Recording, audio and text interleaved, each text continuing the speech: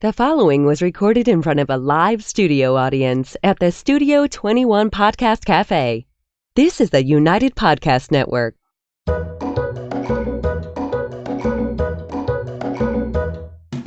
Welcome to the Quirky Dog Podcast, inspired by some of the quirkiest dogs you can ever imagine and the owners who love them. This podcast is brought to you by the quirky couple themselves, Scott and Jess Williams. Their aim is to educate and entertain. Here's Scott and Jess. Welcome, guys, to the Quirky Dog Podcast. Today, we are going to talk about considerations with rescues. But, as always, we are going to first begin with the quirky tip of the day. Great. Okay. I will give you guys the quirky tip of the day. Where's my pig? Oh, hang on. There you go. Okay, quirky tip of the day. And what we've written here is don't rescue a dog off of a picture that you saw on the internet. It's not a great way to get into a relationship with a dog you've never met. You don't know the temperament and this, that, and the other thing. So it's always better if you can evaluate the dog in person or with a professional, ideally.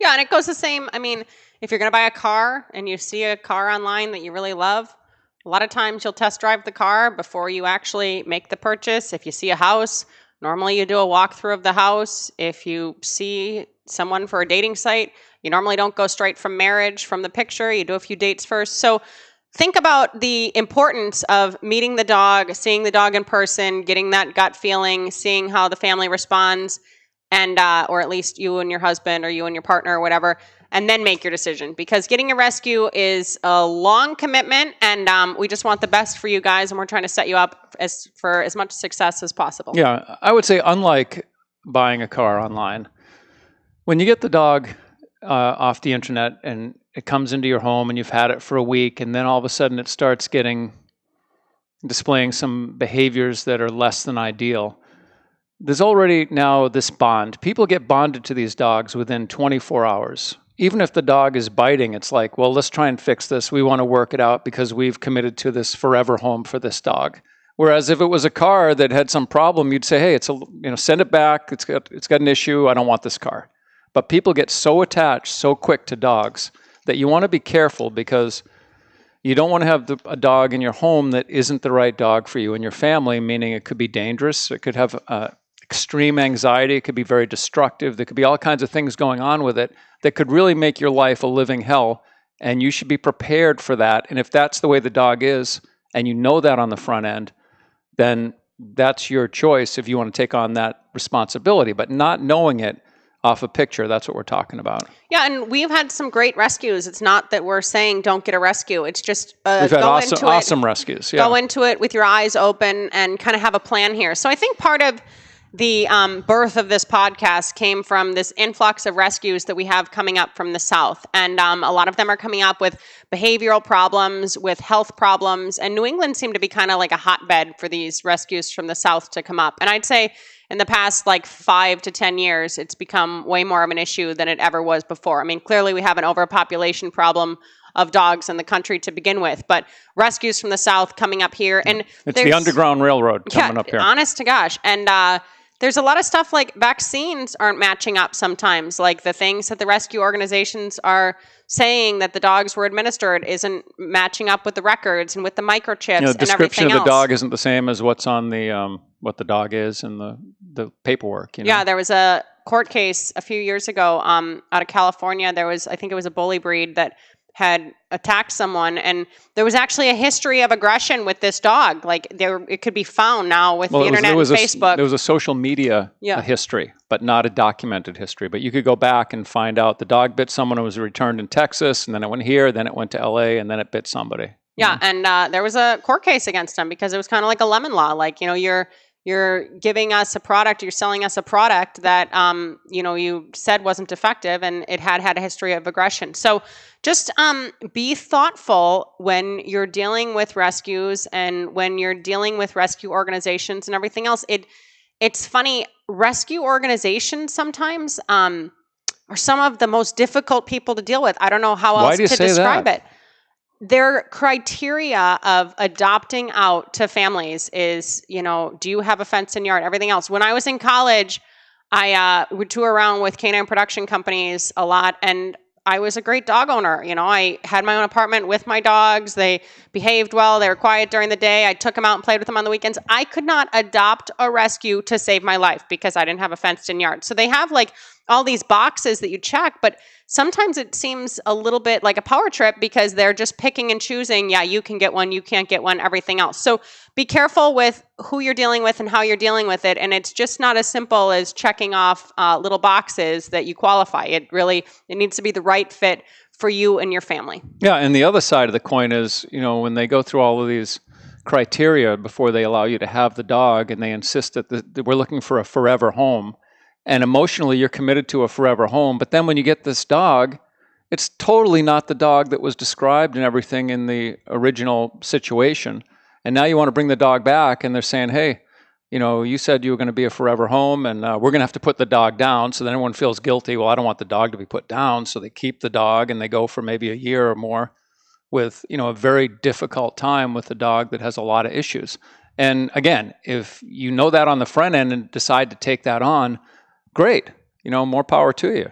But if you're trying to get a dog for your family, you got young kids, you don't want to take a dog into the home that might bite one of your kids in the face, Yeah, and I mean, rescues, there's some really great rescue organizations out there, and we're not anti-rescue organization either. That isn't the point here. But it is a business at the end of the day, and these Sarah McLachlan commercials where that you're getting money donated and everything else, just because a shelter seems like they're doing the absolute best thing for society by being a no-kill shelter and everything else, sometimes that isn't necessarily the best angle to take. I mean, there's really good dogs out there getting put down every single day, whereas some of these dogs that are never going to actually come up and greet someone and are just cowering in the back of the kennel are taking up space and being kept alive. So be thoughtful, do your research on these organizations and these rescues, and if you're just looking at a website, maybe take a different approach. One thing that how would you recommend? I was trying to get to the positives here. One good tip that actually Scott came up with was bring a trainer with you.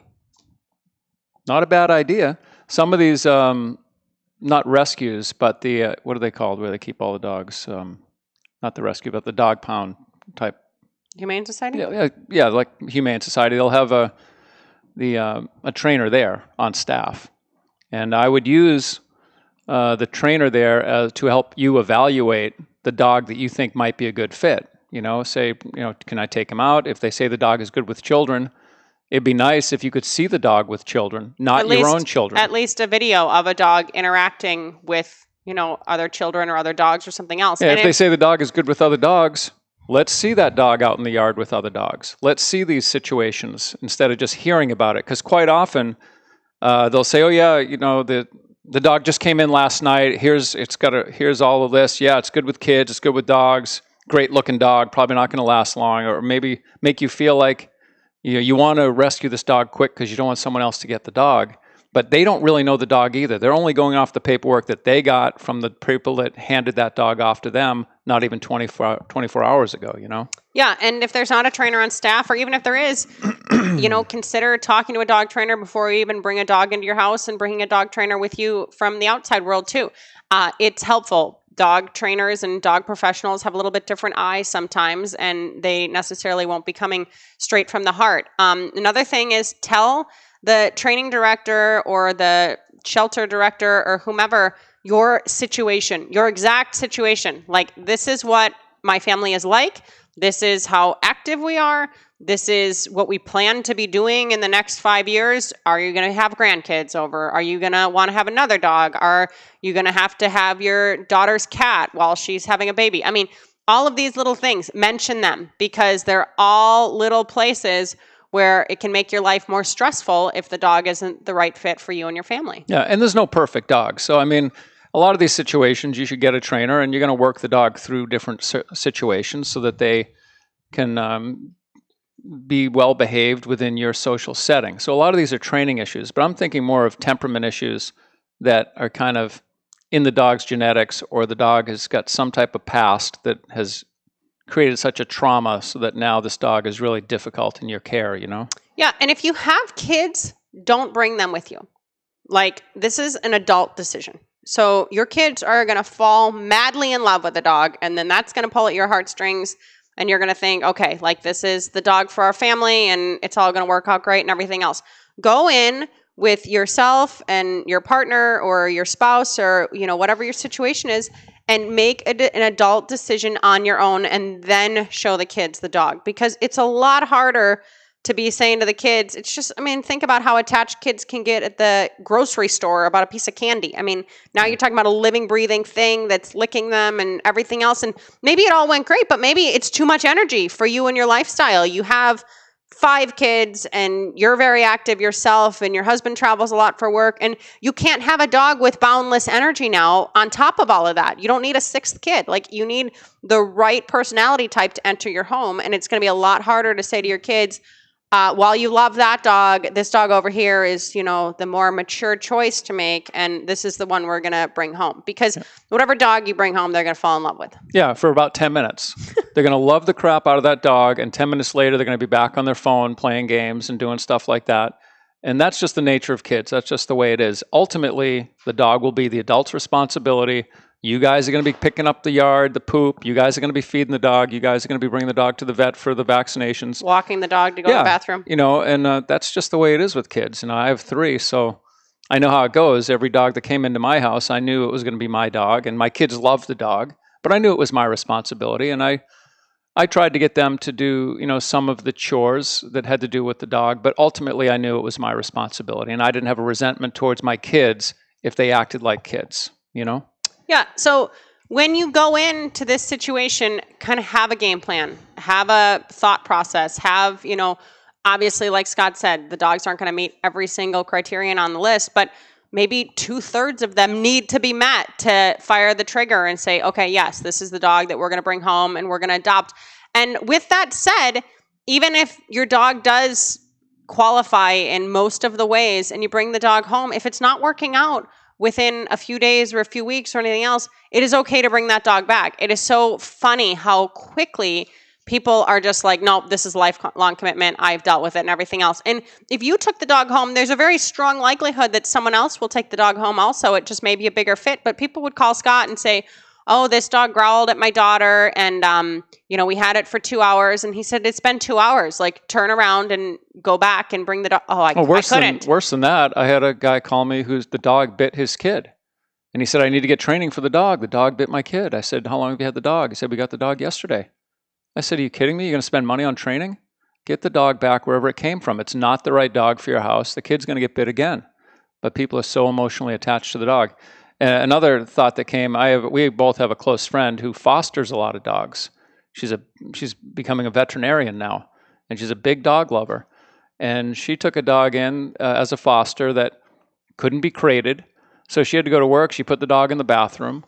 When she came home, I think she came home at noon to check on the dog. It had torn the whole door off the bathroom. It just destroyed the bathroom. And she had to bring the dog back, and they were giving her a lot of crap about her returning this dog, which she's fostering for free out of the goodness of her heart. And the dog is tearing her house apart and won't stay in a crate. So those are little things that can happen to people. You know? And obviously these are extremes, and we hear more of these kind of horror stories than anybody else because we're in the industry. But if it's not going well, don't feel bad. Don't feel like, oh my gosh, this dog isn't gonna make it and everything else. If there's a better fit for the dog out there, find that home for that dog and bring the dog home. That's a better fit for your household. Hang on a second. That sounded kind of weak. If it's not going well, get yourself a trainer and get the dog trained. I'm talking about, and I think Jess is too, extreme behavioral problems that show up early on. Aggression, anxiety, destructive behavior, things where it's like, holy crap, big problems, and you've only had the dog for a few days. Because the dog could be with you for 10 years. I mean, this could be a big, big hassle, Yeah, and a lot of those hassles are a big mountain to climb, and they're not a quick fix. So after the break, we're going to give you guys some more tips. And we're into rescues. We're into you rescuing. We just want you to be able to do it the right way.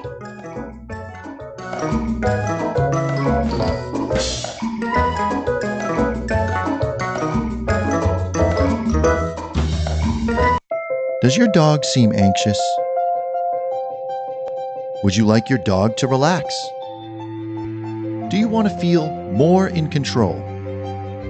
Would you like your dog to cooperate? HowToCalmYourCanine.com. That's HowToCalmYourCanine.com.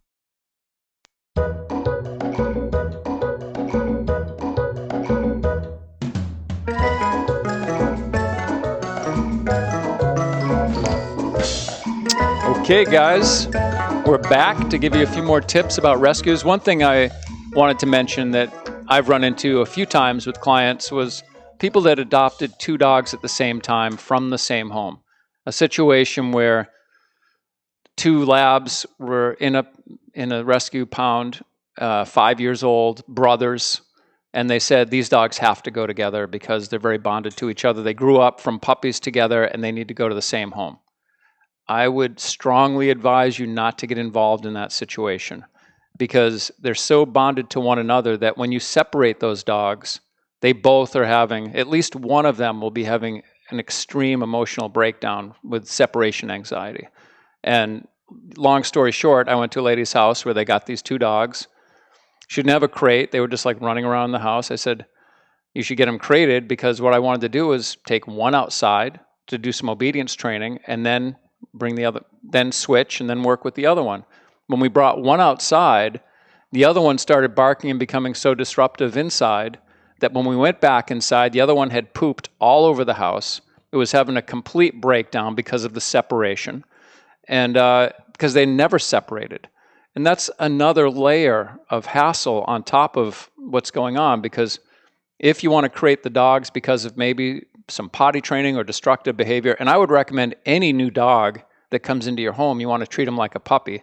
So at the very least, if you're not crating, if they can't be crated for some reason, they need to have some type of restriction put on them, whether it's a pen or something. You can't just give them your whole house because you don't know what the heck's going to happen. You know, there could be poop. They could tear the whole house apart, poop all over the entire house. All kinds of stuff can happen, you know? Yeah, and sometimes people are caught off guard. They go for one dog and then the rescue says, oh, well, you know, they're a pair. They're a and team. They really need to go together. And if they're pushing that onto you, I wouldn't work with that rescue just to begin with. Well, they may not be pushing. You may fall in love with one and like, oh, well, it's like we can get 2. This is great. You know, thinking, oh, they'll keep each other company. And you feel bad separating them. But really, even if you're just going to take one of them, like Scott said, the likelihood of one of them having the huge fallout from anxiety with being separated is high. So just leave that situation alone. If there's 2 there, great. That's 2 for somebody else to deal with. You want to pick one individual dog that arrived individually because those dogs are more bonded to each other than they're going to be to you for a really long time. To any human. Yeah, they'll never be bonded to a human. Well, in the same kind of way. Yeah. And or when they do bond to the humans, it's going to be this unhealthy attachment like they've had with the other dog. So be conscious of that. If there's 2 dogs that came from the same situation or the same household or something else, and they want to keep those 2 dogs together, say that's awesome for those 2 dogs, but I'd like to look, farther down the row for a dog for our family.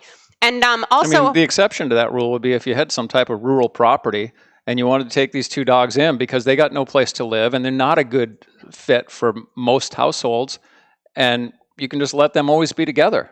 That's fine, but that's not the typical scenario when people are getting a dog for their kids and things like that. Yeah, more often than not, there's some more extreme anxiety going on with 2 rescues in the same situation, moving into the same situation than just one. And a lot of times there's a lot of anxiety with just one. So we're trying to minimize the issues and the stress that you're going to have moving forward. Another thing, if you already have animals at home and your dog is super assertive, you don't want to adopt now another dog that's super assertive. You want to be really thoughtful of, okay, this dog has this personality type. 2 of them aren't going to go well together. It's just like couples. A type A and a type A sometimes aren't the best match for each other. And Scott says, and it probably is true, and I see it a little bit less, but if you have a female dog, maybe you shouldn't get a female rescue. A lot of times that female to female thing, even if the dogs are spayed, is a bigger deal. And a lot of times with the males, obviously you're going to bring a dog home from the shelter that's neutered anyway, so you're not going to have those hormones and everything else going on. But the females it can get pretty nasty if there's 2 females that don't get along with each other. So if they have a hard time working it out. Yeah, if you already own a female dog, maybe consider bringing home a male dog. And just that balancing act. And not everybody has a multiple dog household, but if you do, and if you're going to go the rescue route, then, these are things that you need to consider on the front end because, there should be some type of trial period. If you're going to bring in a rescue, then it should be a foster. You're not committed to this. You're going to try it out for a month, make sure it all works out, everything goes great, and then you keep the dog. But in the beginning, it'd be better if you took it in as a foster situation to make sure that the dogs get along and all that kind of stuff can be worked out. Yeah, but we had a client, they had an older terrier kind of dog, and then they brought a younger, it had to be like a border staffy kind of mix or something. It was a drivey dog. I mean, it would have been a great sport dog or something. And they brought this dog home, and they wanted this dog to be a part of their family, and they wanted it for their son. And the son fell in love with the dog, like right away, like we're talking about and everything else. But this older terrier wanted nothing to do with this really strong, drivey young female. Like and a boxer mix type dog, they were getting into it. And it became the situation that they had to give up the dog after a little while because they turned into a biting situation where the mom got bit pretty badly. Yeah, the dogs got into it over a rawhide or something, and people can't manage their lives 24/7. But with this specific little dog and this high energy, a little bit larger dog, it would have been a better fit to get a dog that's just going to go lay in the corner and hang out, and then let the terrier still run the house, But anyway, they broke up a fight between the two dogs. The mom got bit. Multiple. And that sucked. It was another heartbreaker because when I first went there, I came as a trainer, and I worked with this rescue, and the dog was super smart. Learned obedience really quick. Learned how to go get on a bed, do all this stuff. But its temperament was the issue. It wasn't that it wasn't a trainable dog. It was just, a very assertive, strong dog. And then the old terrier, the old Jack Russell, was a little bit bitchy, and they just didn't work well together. And they would blow up, and then it had to be pulling them apart, and then someone got bit trying to break up these fights. Yeah, and that's a female to female and an assertive dog that you already own with an assertive dog that they brought into the house. But the husband used his hands for his profession, and he said, if I had this bite, we'd be looking at 6 months without income. So these are just the kind of things that you want to think about. And we've seen a lot of different stories over the years, and a lot of things transpire. And while it seems like the three-legged dog that's blind is a really good choice for you and your heart, and they're not going to run away. While it seems like that is a really noble decision to make, sometimes it isn't the easiest decision for your family and everything else. So find a dog that doesn't have a lot of issues, that's going to work well in your family and everything else. And we had a rescue from Afghanistan a few years ago. Actually, our old employee just messaged me about him today, knowing if I knew anything about him. He popped into her head. But this dog came from Afghanistan, and we have a lot of rescues in the U.S. It's not let's go overseas to get a rescue. But anyway. Well, we don't have a lot of them, so be careful what you say now. The dog was with us for 3 weeks, and when she came back, he didn't even lift his head up from the bed. And this was just who the dog was. It wasn't that he was bummed out about training and everything else. He just wasn't domesticated. And the reason that she called us was because this dog was defecating for a week in her house because the dog walker couldn't get the dog to go near. Growl at the dog walker. Yeah, the dog walker could not get the dog close enough to put him on a leash and take the dog outside when she was on a week-long business trip. That's an extreme. He wasn't into people. Yeah, he wasn't. There's not people. This wasn't a people dog. No, but really, that was it was a standout in our career. Oh my gosh, and if his ears would go up, you're like, oh yay, look, he's happy, and he did like to eat. But it was on a lighter note. We got a dog in from Syria. Yeah.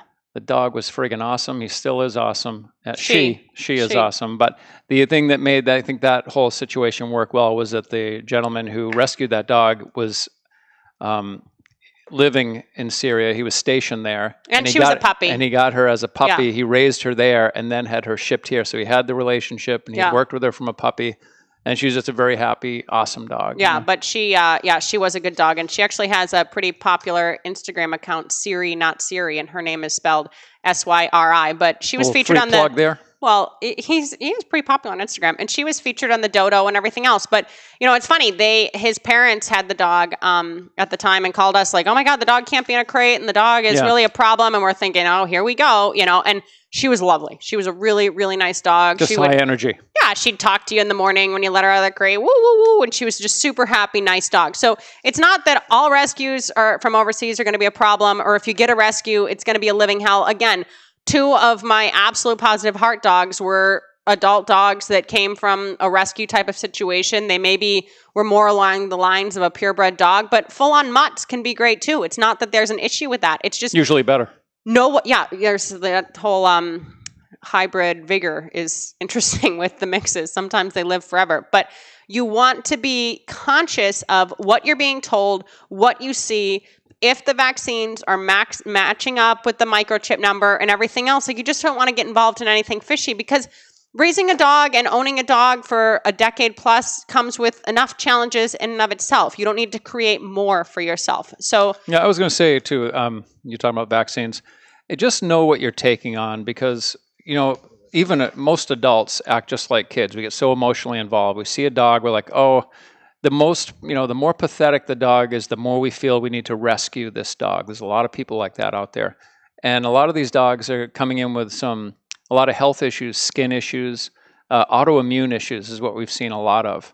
And it pops up in many different ways. It manifests itself as many different health issues, this autoimmune weakness, And it's financially, it can be a huge thing to be trying to get on top of all of these health issues with a rescue. I mean, if you got to have you could wind up spending, $10,000, within a couple of years on just back and forth dealing with that kind of stuff. Yeah, and adopting a dog that, has a little bit of a health issue or has a health issue early on, you're going to develop a different relationship with that dog, because you're actually kind of spending the first few months of its life. Pet insurance. Exactly. But you're spending the first few months of its life kind of coddling it. So now all of a sudden, this is like the foundation of your relationship too. So, I mean, nothing is a surefire, okay, this is going to be the right answer and this is going to be the perfect fit for our family. But we've just seen it enough that there's kind of this mismatch, and it just could have gone a little bit better had some precautions been taken on the front end. So if you guys need anything from us, you can always check us out or send us some feedback or questions at studio@thequirkydog.com. And in the meantime, keep it quirky.